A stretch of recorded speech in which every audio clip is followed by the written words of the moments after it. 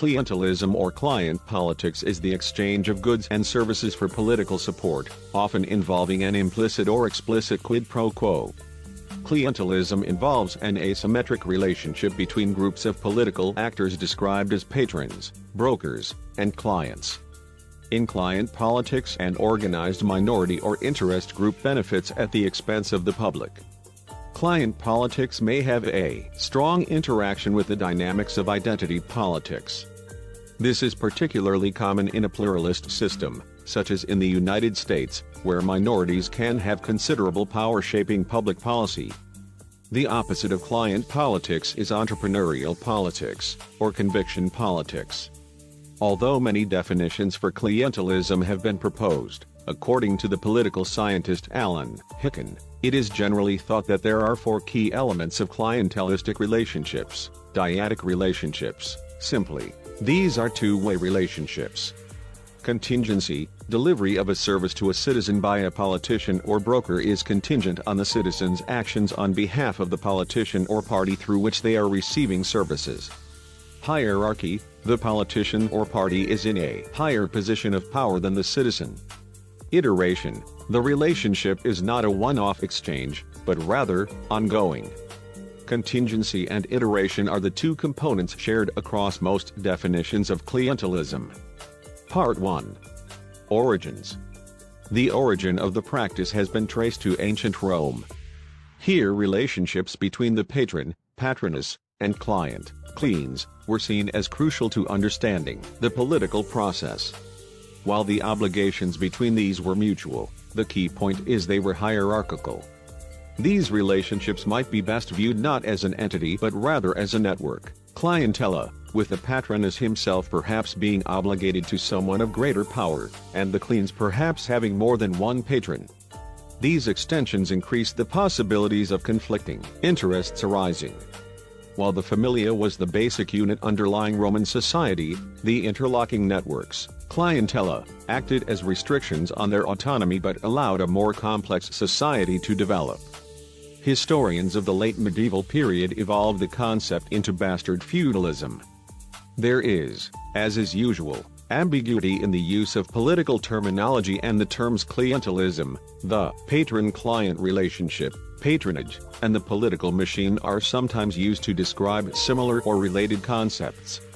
The reigns of Julius Caesar, 49–44 BCE, and Tiberius, 14 to 16 AD, have been characterized as examples of widespread clientelism. In the 1500s, French political theorist Étienne de la Boétie did not use the term clientelism, but described the practice of emperors who used gifts to the public to gain loyalty from those who were eager to accept what amounted to bribery. Tyrants would distribute largesse, a bushel of wheat, a gallon of wine, and a sesterce, and then everybody would shamelessly cry, "Long live the king!" The fools did not realize that they were merely recovering a portion of their own property, and that their ruler could not have given them what they were receiving without having first taken it from them. A man might one day be presented with a sesterce and gorge himself at the public feast, lauding Tiberius and Nero for handsome liberality, who on the morrow would be forced to abandon his property to their avarice, his children to their lust, his very blood to the cruelty of these magnificent emperors, without offering any more resistance than a stone or a tree stump. The mob has always behaved in this way, eagerly open to bribes. Part 2. Mechanics. Susan Stokes et al. Distinguished clientelism as a form of non-programmatic policy within distributive politics. It meets the criteria through failing to meet the two requirements of programmatic distribution, that are, 1. Formalized and public, and 2. Shape actual distribution of benefits or resources. Within non-programmatic policy, clientelism is then distinguished from pork-barrel politics in that voters are given a benefit or are able to avoid a cost conditional on their returning the favor with a vote. The patron-client system can be defined as a mutual arrangement between a person that has authority, social status, wealth, or some other personal resource, patron, and another who benefits from their support or influence, client. The patron provides selective access to goods and opportunities, and place themselves or their support in positions from which they can divert resources and services in their favor. their partners' clients are expected to buy support, and in some cases, votes. Patrons target low-income families to exchange their needed resources for their abundant resources, time, a vote, and insertion into networks of other potential supporters whom they can influence. However, patrons are unable to access the information needed to effectively form the exchange. Thus they hire intermediaries, brokers, that more equipped to find out what the targeted voter needs, which voters will require less prodding, and if the voter followed through on their end of the bargain. As Stokes, Dunning, Nazareno, and Brusco emphasize, brokers in turn serve political leaders, and they may also not target resources exactly as leaders would wish. The resulting principal-agent problems can have important implications for understanding how clientelism works. Standard modeling of clientelism assumes that politicians are able to monitor votes, and in turn, reward or punish voters based on their choices. Quid pro quo would dissolve in the absence of such monitoring, rendering clientelism highly inefficient at best and completely ineffective at worst. However, evidence suggests that systematic monitoring of voter choice at the polls is surprisingly uncommon. Patronage, turnout buying, abstention buying, and vote buying are subcategories of clientelism. Patronage refers to an intra-party flow of benefits to members. Turnout buying, coined by Nichter, treats or bribes voters to the polls, whereas abstention buying treats or bribes voters to keep them from going to the polls.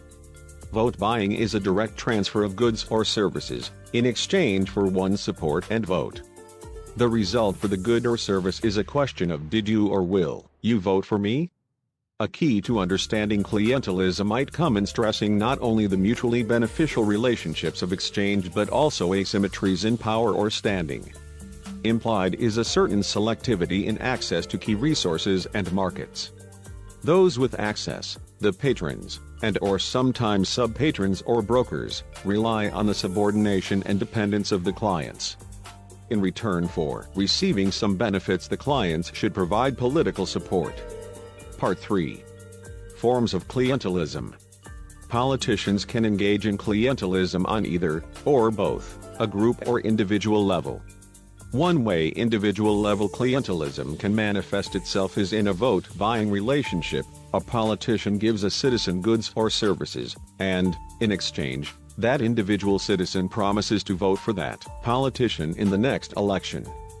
Individual-level clientelism can also be carried out through coercion, where citizens are threatened with lack of goods or services unless they vote for a certain politician or party. The relationship can also work in the opposite direction, where voters pressure politicians into clientelistic relationships in exchange for electoral support. Stokes' research on clientelism in Argentina assumed that the Peronist Party was providing financial support to prospective voters to buy their votes.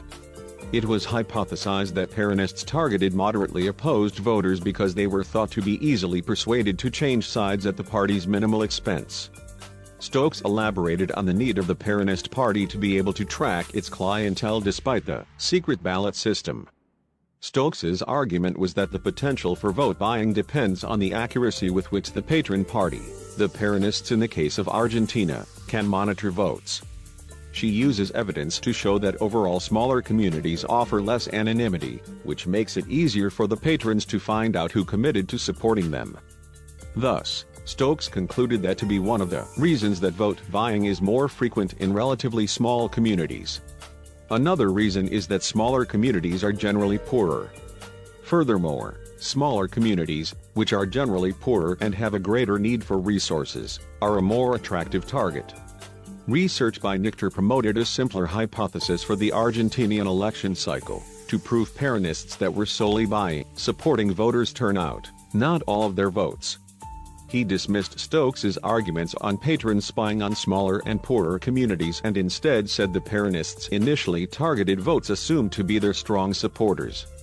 In that case, the patrons would be reasonably sure that they received a vote from a person who receives a good from them. In many young low-income democracies, clientelism may assume the form of group-level targeting in which parties channel benefits to specific groups of voters that are conditional on past or future electoral support. For group-based targeting to work, Parties must find efficient ways to distribute benefits while also holding voters accountable, ensuring that they keep their commitments. That leads parties to hire intermediaries, often referred to as brokers, who supply them with fine-grained information about who needs what and what sorts of voters will and will not vote for them, regardless of the benefits provided. Party brokers are not the only type of intermediaries that mediate clientelist exchanges. There are also organizational brokers who represent specific interest groups but mobilize voters for multiple parties. Hybrid brokers who also represent specific interest groups but demonstrate strong party loyalties, and independent brokers who neither represent specific group interests nor exhibit stable partisan attachments. Scholarly consensus has thus far eluded the question of why parties channel clientelist benefits to certain groups more than others. Some of the earlier work on group-level targeting argues that politicians are more likely to direct party largesse to their co-ethnics because ethnicity helps parties solve the commitment problems that are so critical to making clientelism work.